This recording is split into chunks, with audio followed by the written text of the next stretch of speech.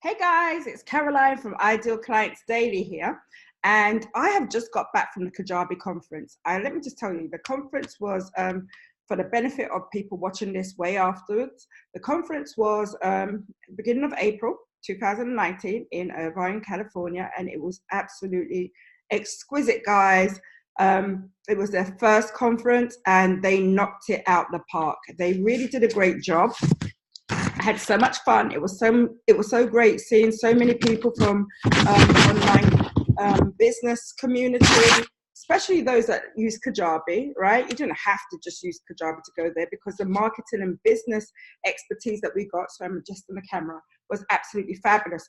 And so they had so many online business, marketing and tech rock stars on stage, and I just was sucking it all in, soaking it all in. And, you know, as a business marketing strategist and technical guru that I am, I had so much to kind of tell you about and recap and recount. And so that's what I'm doing today. Now, the first person who really blew my head off, and I knew she would because she's always awesome, she's consistently fabulous, is Amy Porterfield. She was on there, gave us her launch tips and strategies, especially if you're a course creator, and she uses Kajabi. And so she really went through her different steps for having a profitable and consistently profitable course launch. And I'm going to talk about some of those steps she spoke about, and I'm going to give you my own 2 cents on them, because a lot of things that she said are things that I agree with and that I also speak about with to my clients, and also my clients kind of ask me questions around this. And I'm sure you guys have a lot of questions around this, and so we're going to be speaking about it. Well, the first thing she said, all right, when you're going into launch mode, or so when I say launch mode, you understand what I mean. Many of you who are watching this, you want to grow an online business, you're aspiring to grow an online business, or already you're knee deep in the trenches, you're creating digital products, maybe you have a signature solution, a program, a course, an online experience that you've put your hard work and sweat, blood and tears into, and now it's go time, it's time to sell that bad boy.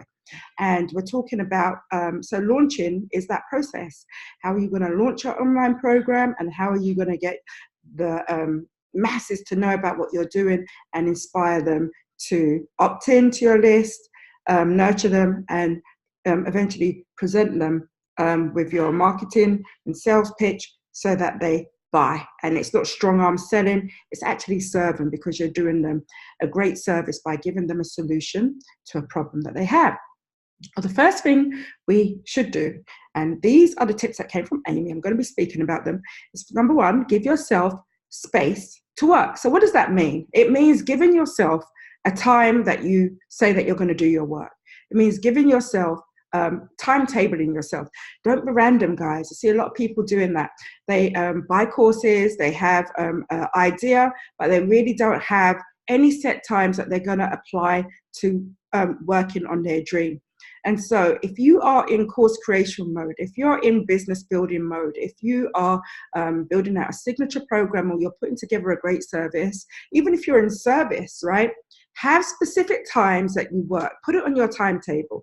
So if you're building out an online course, or you're trying to put together an online program, I say reasonably, I think Amy said about 3 to 4 hours, and I think that's reasonable.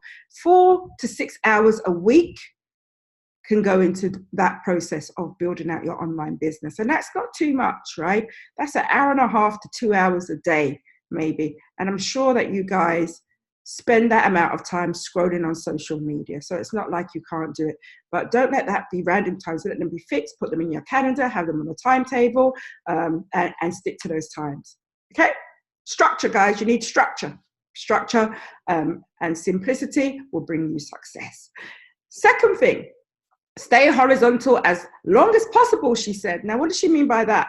Well, I think what she did say is stick to one course till profitable. And I'm a big proponent of this. So I tell you why. So many people want to do different.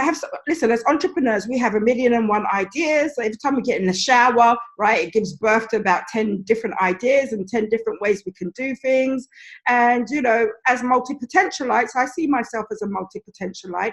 As a woman, I feel I'm really great at multitasking. There's so many different things I want to do, and life is short, and I want to do them all. But the reality of it is it's very hard to do all those things at once. And within the realm of building our business, it goes, this is even more true, okay, because we can't focus. We need to be laser focused on one thing to be successful.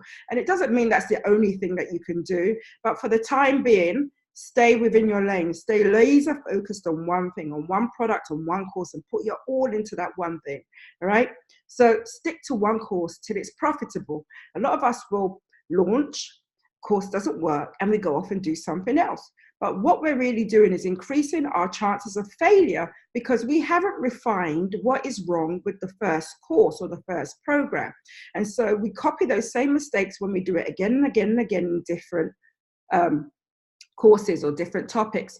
Really and truly, what you need to do is launch, see what didn't work, and fine-tune those things, twiddle and tweak until your process is refined and you get better and better and better, and you get better results. And so you need to stay on one course, stick to one course, and just refine it.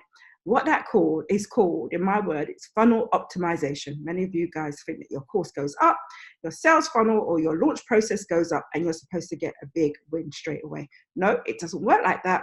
You have to carve it into completion. You have to twiddle and tweak until you eliminate the variables that are stopping you from being successful. Document what those things are so that you don't repeat them. And eventually you will become profitable, right? It takes perseverance and consistency though.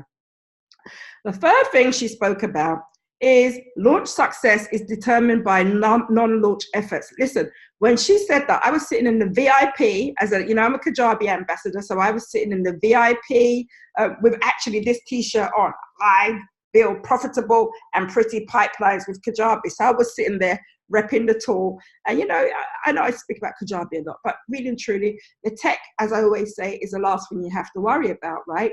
The tech is a delivery of your system. Let's talk about launch process even before you get to that. Launch success is decided, and I say this to my clients, forget about the tech for a while. The success of your launch is determined by what you do outside of the launch, right?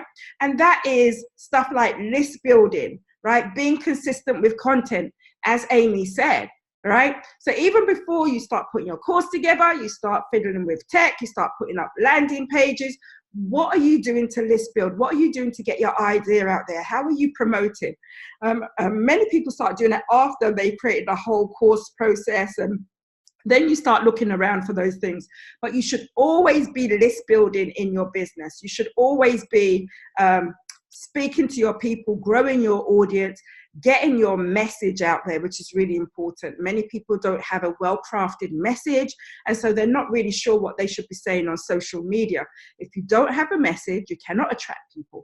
If you can't attract people, you cannot get people on your list, okay? And if you do attract people with the wrong message, you're getting the wrong people on your list. So when you actually go into your launch phase, you're actually promoting to the wrong people. So your extracurricular activities outside of your launch are so important, and you really have to detail what those things are, and you have to be in the business of doing that throughout the whole year, even when you're not in launch mode, so that you reap the benefits when you are launching.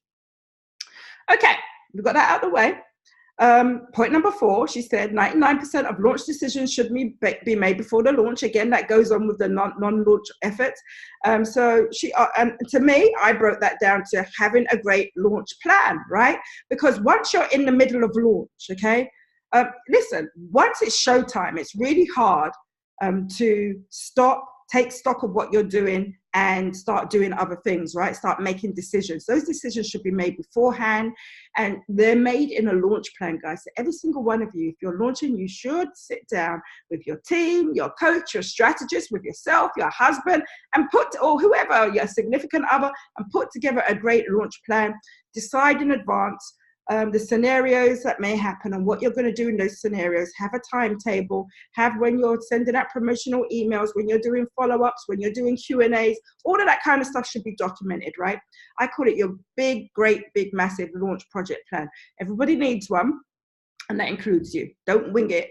Your brain is not meant to hold every single detail of your launch together. You need to have some system or process, especially if you have other professionals, if you have an assistant, you have a strategist, you have graphics people, whoever working on the same project as you. Everybody needs to be on the same page. Everyone needs to know what they're doing at what time. And I know a lot of times you're doing it yourself, or you really just have a VA helping you, but still you need a launch plan for clarity, and to not stress yourself out on launch day. You shouldn't be making decisions on launch day. And launch day, there's nothing you can do. The train has already left the platform. You just got to wait for it to get to destination. Okay. Okay, this is a good one. Number 5, she said your offer can make or break your launch. Oh my gosh, guys, listen, let me tell you something. Never a true word has been spoken by the queen of online business and marketing herself, Miss Amy Porterfield, or Mrs. Amy Porterfield, right? Never a true word has been spoken. Listen, your offer is everything, okay? You can have a gigantic list, right? You can have loads of followers on Instagram and Facebook. You can have pinned 100,000 pins.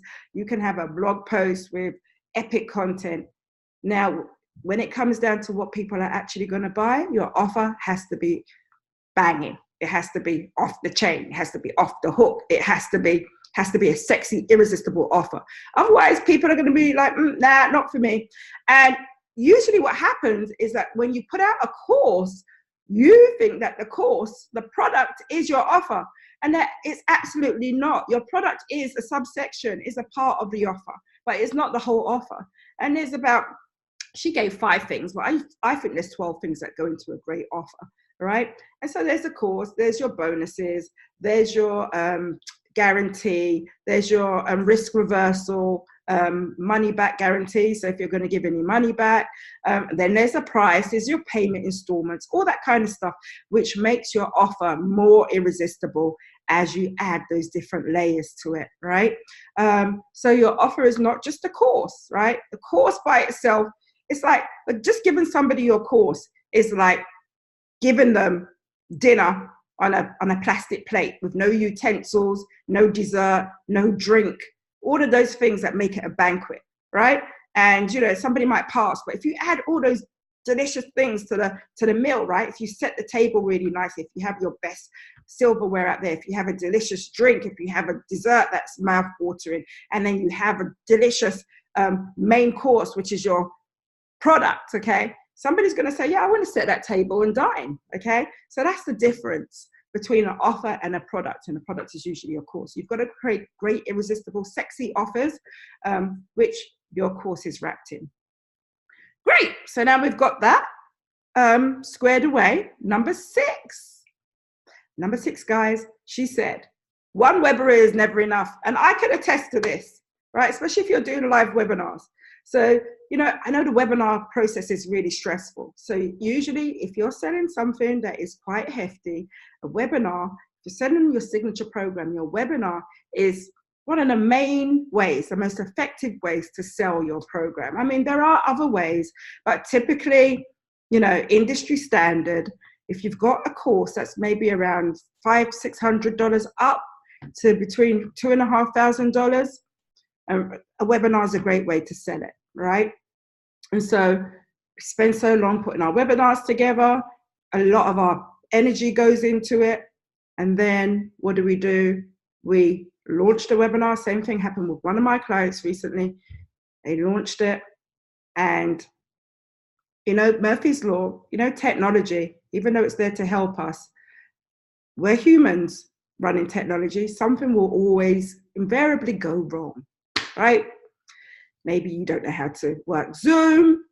Friend the other day, she ran a webinar, and it was really funny. Let me tell you a really funny story. She downgraded her webinar package on Zoom, not to resume webinars and just to do Zoom meetings, right? Because she thought she could save some money. And in the webinar, because she was on Zoom meeting, the difference is that everybody's audio is on and somebody can join the meeting and you can actually see their face. So in the middle of the webinar, there was a screaming baby crying for like the last 10, 15 minutes of the webinar. And at the beginning, somebody joined her meeting and you could see their face. And that was a technical hitch. Now, if she was only doing that webinar once, that would be it. So don't just do a webinar once if it's live. You have to do them over and over and over again till you get comfortable with it. You have to actually, if it's like the first webinar series, do 2 or 3 in case something goes wrong, right? But you cannot just put all your eggs in one basket and rely on that one webinar to give you a home run. Anything could go wrong and you don't want your good hard work going to waste. So give yourself a break, right? Have a contingency plan. That was tip number 6. Okay, strategy number 7 Amy spoke about was send more emails, right? So when you are in launch mode and you're in the launch process, you cannot be too aggressive with emails. And so she spoke about when she used to just send one, and then Stu McLaren must have said to her, up the, up the ante a little bit, send 2. And she was like, no, that's way too much. But she said that when she sent out 2 emails a day, she converted more. And the reason why this works, guys, is that when we're in launch mode or when we're in selling mode, we feel that's our whole world, right? That's all we think about. We open all our emails. We see our emails all the time. But remember, people have lives, and they're probably not opening every single email that you send in the day. Open rates are lower, around about 20%, and they're probably going to miss it. So if you send 2 or 3 emails, the possibility of them seeing it has increased. And it doesn't mean they're going to see every single email that day and just be outraged about it.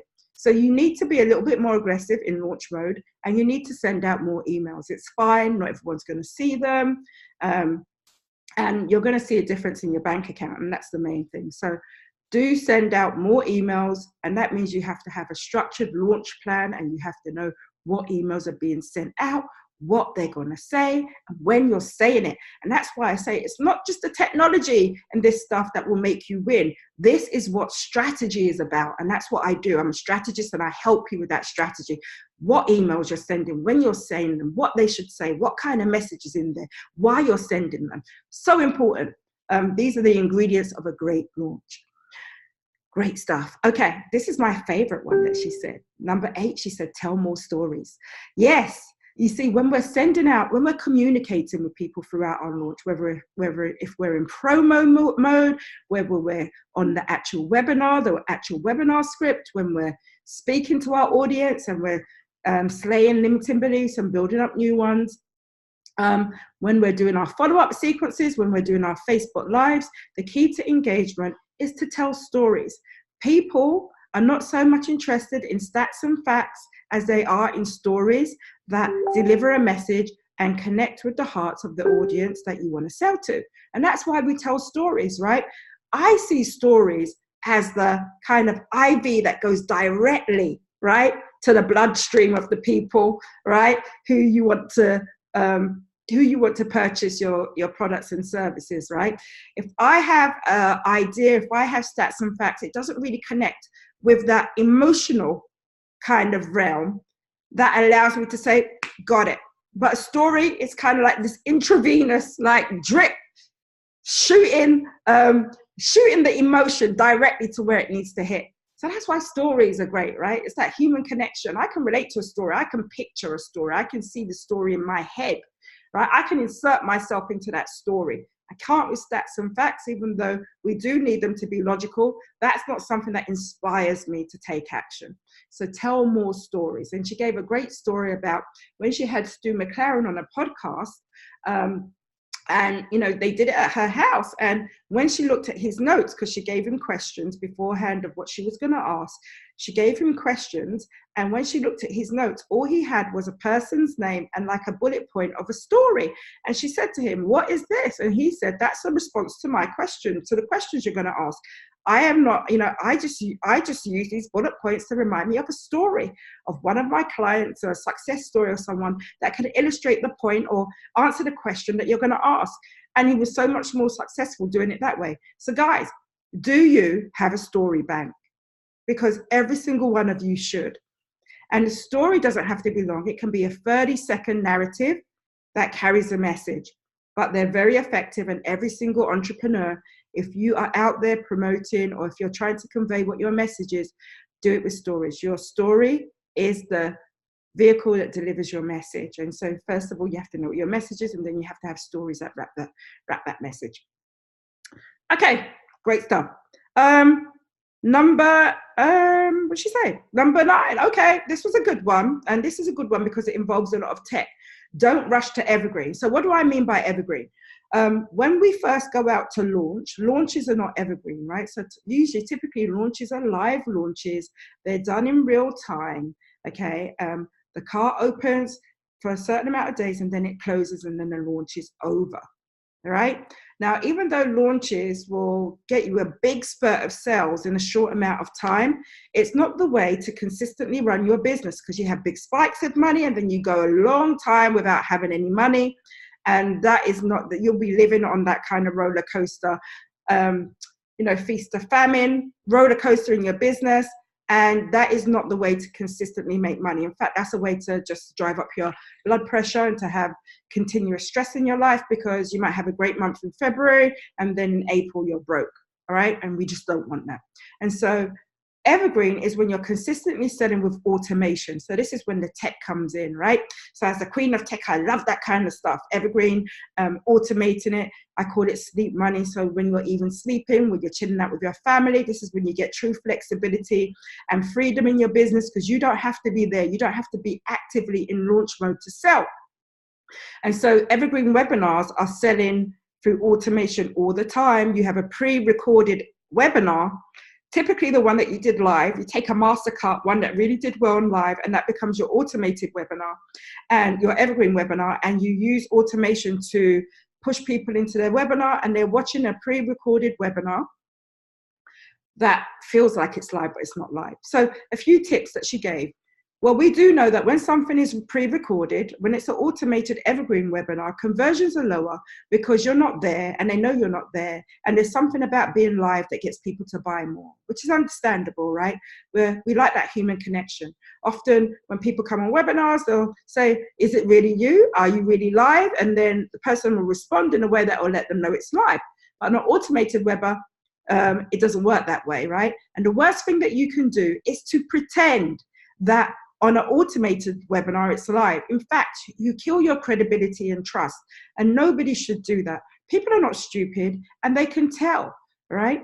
So don't do that. But what Amy said that she does, and that's worked for her, and has allowed her to walk in integrity, is that she doesn't explicitly say that it is recorded, but she gives live prompts within the automated webinar that make you have that live feel, even though it's not live.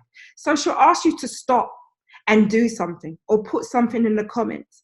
And it's not that she's going to be able to respond real time. It's that you're going to get that feeling, that psychological feeling that you're really engaged with whatever she's saying at the time. So it's more beneficial to you, really. And that's a great way to do it. You still get that benefit. Sometimes on some systems, I've seen people where they comment on certain things, and then the person who has the webinar is able to go and read those comments and use them to respond in Q&As and things later on outside the webinar, but they're still beneficial. All right. So don't rush into evergreen if you're not ready. You need to do quite a few lives first, just to get the flow and to get the great mastercard of the webinar. But when you do it evergreen and you do it well, oh my gosh, it just changes the game. It gives you consistent revenue. And this is when you see people scaling in their business and hitting those consistent 6 figures and 7-figure years that you really want, those 5-figure months. And this is when you really get the freedom, right? And it gives you consistent money in your business. So definitely do evergreen, but just don't rush to evergreen before you're ready, right? You launch first and you evergreen. Okay, I think that was number 9. And number 10. She said there's simple systems, right? There's power and simplicity, right? So what does she mean by that? Well, I'll tell you what I think she meant by that, right? Because it can go so many different ways. So many of you make your systems and make your online business very complicated, and you kind of try and run before you walk. And that's not necessary. The most simple things, right? The most simple ideas bring you the most success. People don't like confusing. They don't like complicated. Many of the people who are trying to learn from you are in the beginning stages, and they just need the step-by-step solution to do or to become or to be where you are. And because we have the curse of knowledge as experts, we're thinking on a really high level, right? We're thinking on a level way beyond that they even want to get to at this stage. They just want a simple solution. So keep your solution simple, meaning if you've got courses where you've got 100 videos and you've got 26 modules and it's going to take like 6 months to finish, that is not a simple solution. That's a hard solution that is wired for disaster, because nobody's going to be able to complete it. No one's going to follow the steps. As people, we kind of, when we see something that's hard, we push back, we have an aversion to it. And so you're not going to be able to be successful with your course. People are going to say it's too hard, and then you're going to get a lot of people complaining about it.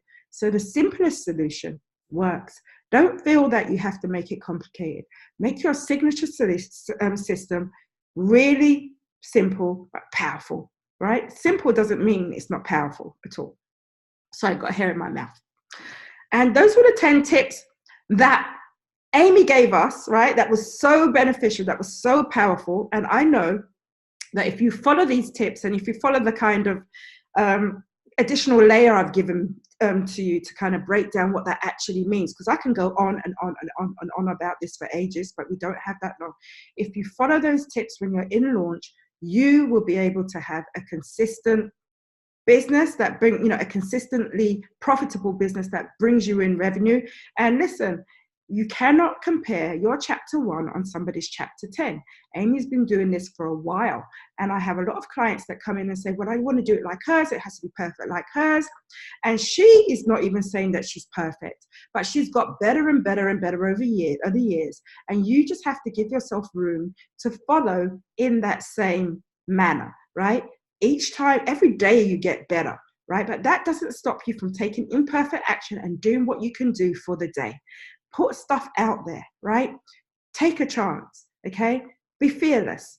Don't compare yourself. Don't wait for perfection. A lot of you guys would be so much more richer if you took action imperfectly, if you walked in imperfect action. You'd be so much better off for it. And those are the tips that she brought us. I was absolutely on board with it. She really shook the conference. She was everything I imagined she would be in a person. Really personable, really kind, really funny, really confident on the stage. She looked absolutely fabulous. And I know that she really has a heart for you to win in your business, just as I do. And so that's why I brought these tips from this is why I brought these tips to you, right? There's quite a few people that spoke, and I'm going to speak about the other people that actually, knocked my socks off, but Amy was one of the major people who did that. And therefore, as a big Amy fan, I am bringing you some of that information right here, okay? All right, so it's been cool. It's been really cool hanging out with you, and you've got work to do, right? Where would I start? I'd start by scheduling time to work on your business, right? Maybe a Monday, a Wednesday, or maybe not a Friday, like a Monday, a Wednesday, and a Thursday, right? A couple of hours. If you're working, you can do something in the morning, right? Maybe half an hour in the morning. It's something. You can do half an hour at lunchtime, and then maybe you can do a couple of hours in the evening. But you have to consistently do it. You can't kid yourself. No one's going to do it for you guys, right? Following all these gurus is great. Listening to all this information, listening to all this strategy, watching courses, that's fine, right? But there's a time when you have to actually take action and do, right? And that's what actually moves the needle in your business. Amy's done, I'm doing, and you will do as well. Okay, so it's been fun. Again, this is Caroline from Ideal Clients Daily. And if you have any feedback about this, if you've got any comments, or if you've got any criticisms, or if you've got any compliments, any of them, I don't mind. Put them in the comments below wherever you see this video. Tell me what you're struggling with. I'd love to help you get past any roadblocks that you have in your business. But I want you to know that if you take action, imperfect action, you will be successful. You just have to be consistent and persevere. Okay, it's been real. I'll talk to you soon. Bye-bye.